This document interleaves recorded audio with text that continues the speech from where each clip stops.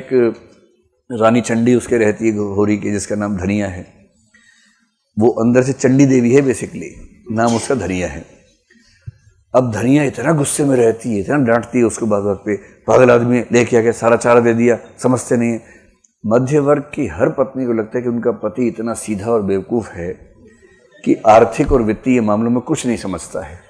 ये मध्य वर्ग की हर पत्नी को अपने पति के बारे में लगता है। ये वर्गीय मामला है।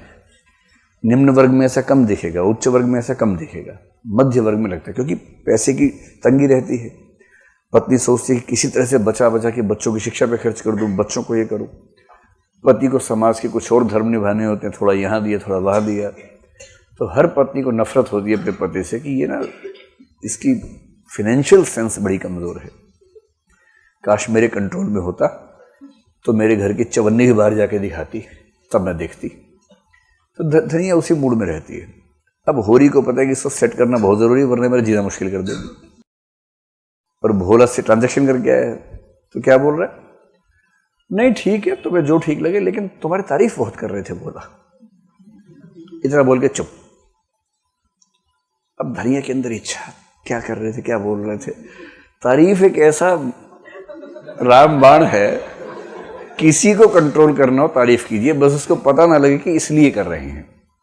अगर पता लग गया इसलिए कर रहे हैं, फिर तो कंट्रोल नहीं होगा। एटीट्यूड चेंज करने में अगर सामने वाले को पता लग जाए कि एटीट्यूड चेंज किया जा रहा है, फिर तो नहीं होगा। लेकिन आप बड़े से बड़े पत्थर टाइप के इंसान को भी तारीफ के बलबूते कंट्रोल में ला सकते हैं। बहुत बेसिक तरीका है। इतना बोल के हो रही चुप। धनिया बड़बड़ा रही, फिर बोल रही, अच्छा तो वो क्या कहते थे कि तुम्हारी पत्नी को देखता हूं तो क्या होता है। फिर लिखा, अब होरी को समझ में आया कि ऊंट कहाँ गया, पहाड़ के नीचे आ गया। बोले कह रहे थे कि तुम्हारी पत्नी जैसी देवी कभी देखी ही नहीं, जिस दिन उसे देख लेता हूं सारा दिन अच्छा गुजरता है, इतनी अच्छी महिला पूरे गांव में नहीं है।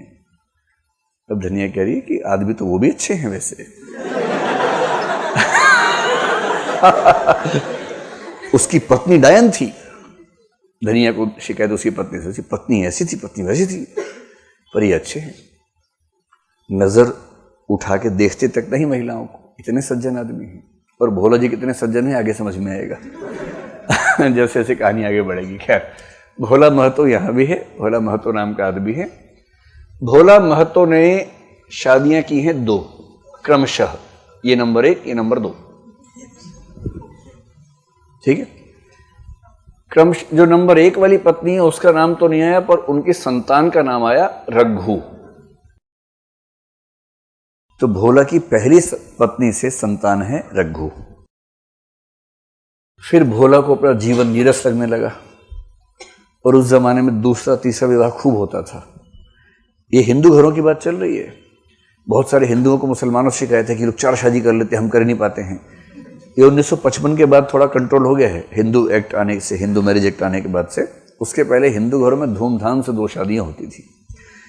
आप लोग ईमानदारी से बताइए कि आपके दादा या परदादा, कितने लोग ऐसे हैं जिनके दादा, परदादा, नाना या परनाना ने 1 से ज़्यादा शादियां की थी? हाथ खड़ा कर ले, संकोच मत कीजिए एकदम। उनमें से एक मैं भी हूँ। मेरे भी दादा की 2 शादियां हुई थी। करीब 15, 20, 25 के आसपास लोग हैं। ठीक है, ये बहुत रेयर ट्रेंड नहीं था उस जमाने में। तो फिर भोला महतो बाद में जीवन की निरस्ता से परेशान हो गए। तो एक सुंदर स्त्री उनको दिख गई जिसका नाम था पन्ना। तो पन्ना को लेके आ गए। अब पन्ना को लेके स्वाभाविक तौर पर ऐसे मामले में जो सेकंड मदर और फर्स्ट मदर का चाइल्ड होता है उनके बीच में बनती नहीं है, तो उनके बीच में नहीं बन रही थी। सीधी सी बात है। तो पन्ना उस समय इस तेवर में थी कि भाई घर का कमाने वाला तो मेरा पति है, पर खूब डांटती थी उसको। इतने में भोला महतो ऑफ हो गए। ऑफ हो गए समझ, मतलब उनकी मृत्यु हो गई, उनकी डेथ हो गई। अब जब भोला महतो ऑफ हो गए तो अचानक, अच्छा इस बीच में पन्ना के थ्रू इनके 4 बच्चे हो गए हैं। उस जमाने में 4-8 का तो रिवाज रहता ही था।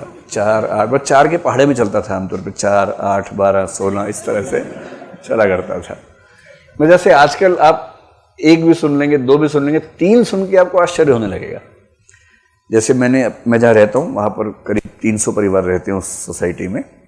तो मैंने एक बार हल्का सा सोशल सर्वे किया, मुझे समाजशास्त्र में बहुत रुचि है। तो मैंने सिर्फ इतना पता किया कितने घरों में बच्चों की संख्या 2 से ज़्यादा है। तो मैंने पाया कि ऐसे 6 या 7 घर हैं। तो मैंने एक पूर्वानुमान किया कि इन सभी घरों में पहली दोनों बेटियां होंगी और तीसरा या तो बेटा होगा या बेटी होगी। और मेरा पूर्वानुमान 100% ठीक निकला। उन सारे घरों में पहली 2 बेटियां थी और बेटे की जिद में तीसरा प्रयास, और तीसरी बार में जिनका बेटा हो गया वो शांत हो गए। जिनकी अरे यार आप तो हर बात का मतलब कुछ भी ले लेते हो। नहीं, अभी आप लोग जिस उम्र में है ना, आप हर बात का मतलब ऐसा ही लेंगे। अभी आपकी दिक्कत है, केमिकल लोचा है, ये हार्मोन्स आपकी उम्र में जो बहते हैं ना, उसका मामला है। तो अब भाव समझे कि जब तीसरा बेटा हो गया तो उन्होंने मान लिया कि परिवार पूरा हो गया। जिनकी तीसरी बेटी हो गई, अब मेरा ख्याल उनके घर में दबाव रहता होगा, वरना आजकल 2 के आगे कहाँ कोई जाना पसंद करेगा। 2 बच्चे संभालना मजाक थोड़ा ना होता है, बहुत मुश्किल होता है। तो पहले के ज़माने में संख्या 4 तो आराम से रहती थी, कोई खास बात थी नहीं।